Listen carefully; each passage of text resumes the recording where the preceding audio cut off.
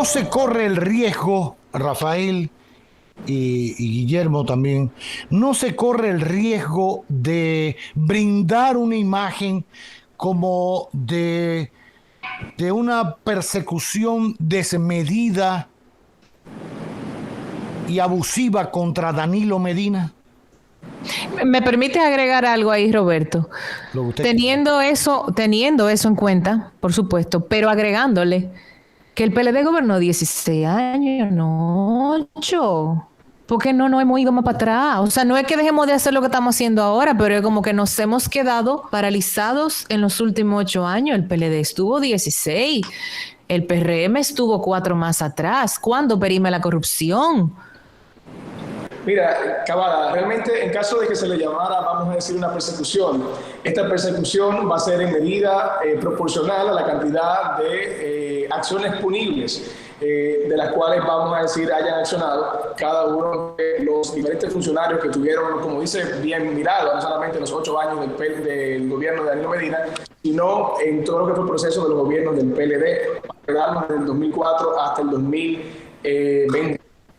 No sé si recuerdan, la semana pasada nuestros oyentes y también Cavada que hacíamos referencia al tema de Odebrecht y se hablaba un poco sobre por qué se había procrastinado tanto la ejecución de algunas medidas y por qué no se le había, vamos a decir, dado curso a estas investigaciones. Y yo hablaba de algo fundamental. El Ministerio Público tiene una capacidad operativa limitada y una cantidad de casos bastante extensa.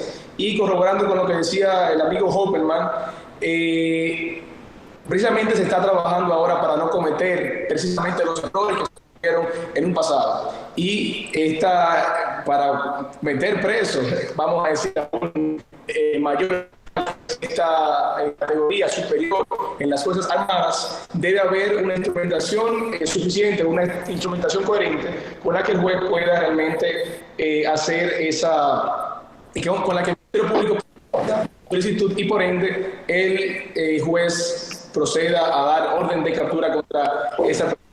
En el caso específico, por lo que veo, si se le pudiera asignar una prisión preventiva a una persona como esta, porque si bien es cierto que tiene arraigo suficiente para no representar peligro de fuga, pero el Ministerio Público pudiera presentar algunos elementos que tanto la pastora Rossi como el señor Adán Cáceres Chestero no había observado, quizás había inobservado, y tener conocimiento de lo que se está usando, podría proceder a eliminar estas pruebas, lo cual realmente sería bastante penoso. Y el hecho simbólico realmente del apresamiento de una figura de esta categoría, círculo cercano de Danilo Medina, te da cuenta de que realmente hay una intención de poder someter a la justicia a todas las personas que no solamente en los 8 años del gobierno de Danilo Medina, que es con lo que se está comenzando, sino durante los 16 años someter a todas las personas que cometieron algún hecho que es punible desde la justicia. Ya, Guillermo, ¿crees que es una persecución contra, o no se pudiera entender? Vamos a partir de algo que quizás sociológicamente, a propósito de Rafael acá, se pudiera evaluar del ser humano en general, no solo del dominicano. Yo recuerdo una serie una vez que hizo TV Globo, era de un programa que se llamaba Usted Decide. ¿Y de qué se trataba? Hacían un dramatizado y el público decidía el final.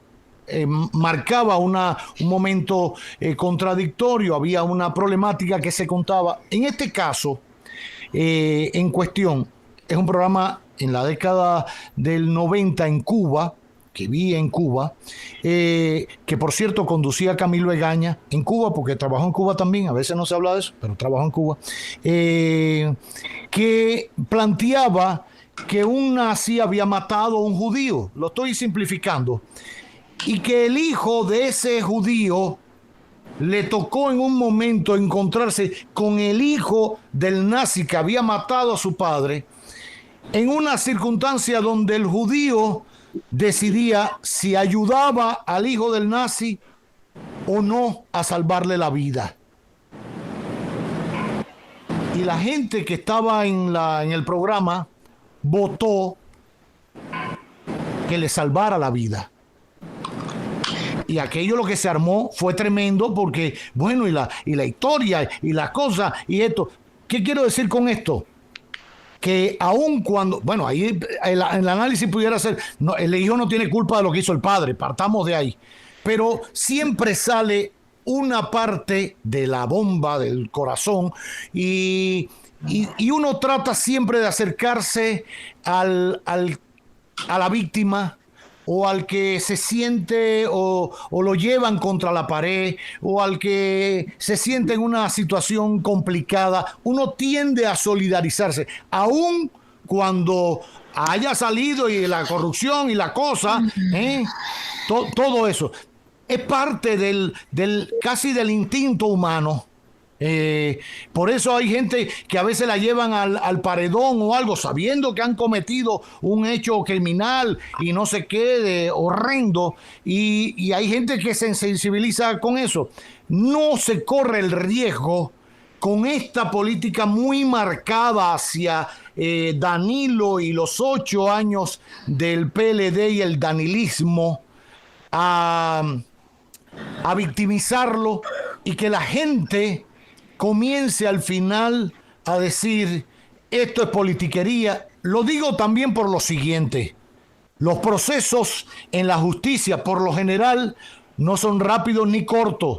Es lo que me han enseñado mis queridos amigos abogados. Lleva un proceso. Mira, a esta persona lo detuvieron el sábado, todavía no se ha presentado la acusación formal ni se le ha conocido la medida de coerción, ¿ok? Y el proceso, pues, ¿cuántos años llevamos en Odebrecht? ¿Cuántos años llevamos en Odebrecht? Para cuatro. Ok, 4 años. Hay países donde ya hay gente por Odebrecht preso y hasta ya cumplieron condena porque se les redujo, etcétera, etcétera. Aquí nadie todavía. Para que estemos claros, o sea, condenado.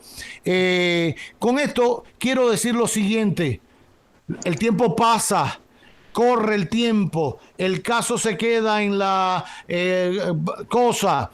Entonces, mientras más se va dilatando una respuesta efectiva a la corrupción, no es de discurso, no es de ir a apresar y abrir 10 expedientes.